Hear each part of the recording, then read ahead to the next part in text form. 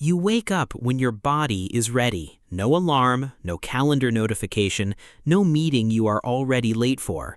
Just the slow pull back into consciousness when your brain decides it is done sleeping.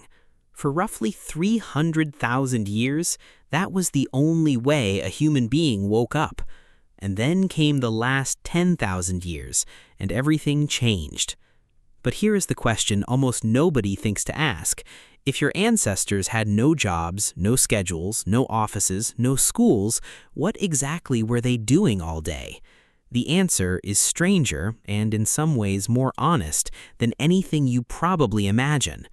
Start with what they were not doing. They were not working 8 hours a day. They were not grinding.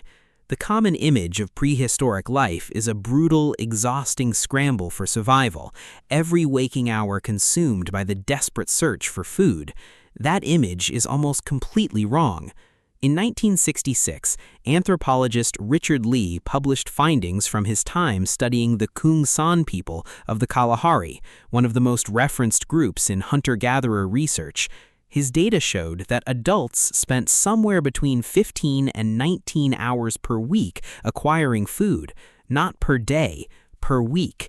The rest of the time was not spent in anxious standby. It was spent doing something your body still craves, resting, talking, and being present with other people. That finding upended decades of assumption.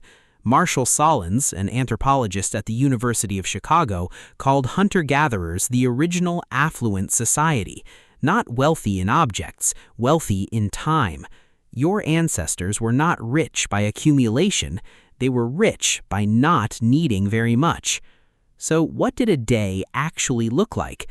Let us reconstruct one, and to do that, we need to think about what mattered most in a world without clocks.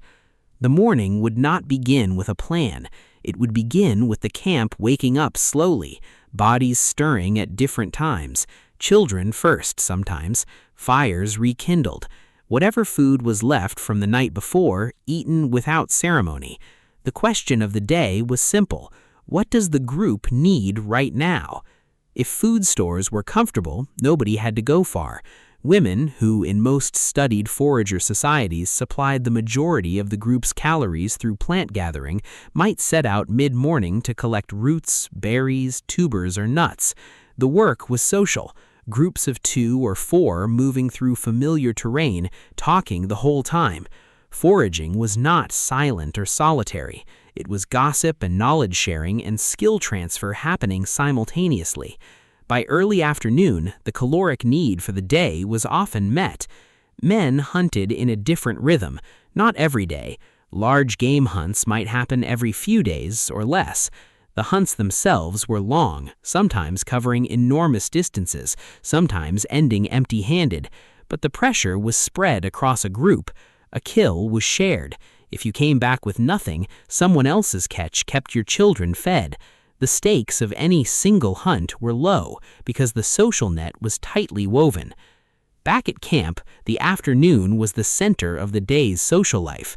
Ethnographer Polly Wiessner spent decades studying the Kung San and documented something remarkable about the difference between daytime and nighttime conversation. During the day, around 70% of talk was practical, coordinating, planning, sharing information about resources, resolving small disputes. But at night, sitting around the fire, the ratio flipped. Over 80% of nighttime conversation was devoted to storytelling, to myth, to imagined worlds, to rehearsing the past and speculating about the future. Your brain was built for that campfire.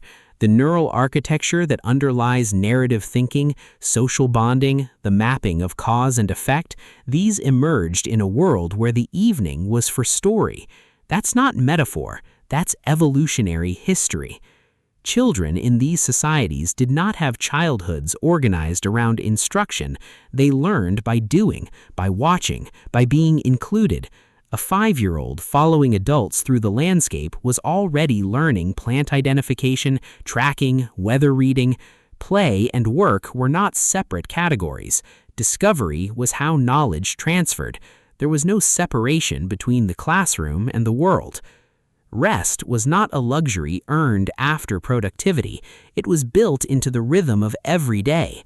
The afternoon heat in many environments across Africa, where Homo sapiens first emerged, made midday movement inefficient. Bodies rested, not because they had earned it, because the body's logic demanded it. What we now call the siesta was for most of human prehistory just Tuesday. There was also craft, tool-making, fire-tending, hide-working, weaving, basket construction, skilled work that required attention and produced something physical. Evidence from sites like Blombos Cave in South Africa, dated to roughly 75,000 years ago, shows engravings, ochre use, and shell beads, meaning your ancestors were making symbolic objects, decorating themselves and their world at least that far back, maybe further, possibly much further. The creative impulse is not modern. It's as old as the species. What about conflict, violence? Here, the picture is complicated. There is evidence of interpersonal violence in skeletal remains across the prehistoric record, but sustained warfare, organized, territorial, repeated group-on-group conflict appears to be largely absent from most of the forager record and increases dramatically with the emergence of agriculture. Settled populations with stored resources and fixed territories had things worth fighting over in a way that mobile foragers generally did not. The transition to farming, which began roughly 10,000 years ago in places like the Fertile Crescent in the Middle East, is sometimes taught as progress, but your skeleton tells a different story. Agricultural populations show increased rates of dental decay, malnutrition, and infectious disease compared to the foragers who came before them.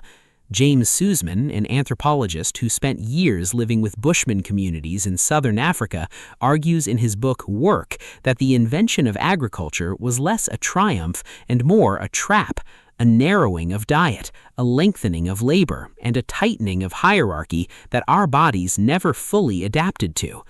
You work more hours per week than your Paleolithic ancestors did.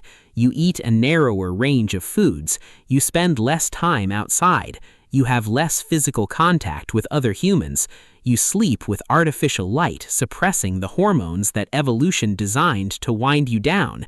And your body, which has not meaningfully changed in 200,000 years, keeps sending you signals that something is off. The exhaustion you feel on a Sunday evening is not weakness. It's your nervous system running software designed for a different operating system. The craving for more time, more rest, more connection, more story, those are not modern complaints. They are ancient signals. They are what your body has always known it needed. You wake up when your body is ready. For 300,000 years, that was not a luxury. That was just what it meant to be human. And maybe the most honest question is not what they were doing all day. Maybe the question is what exactly we think we're doing instead.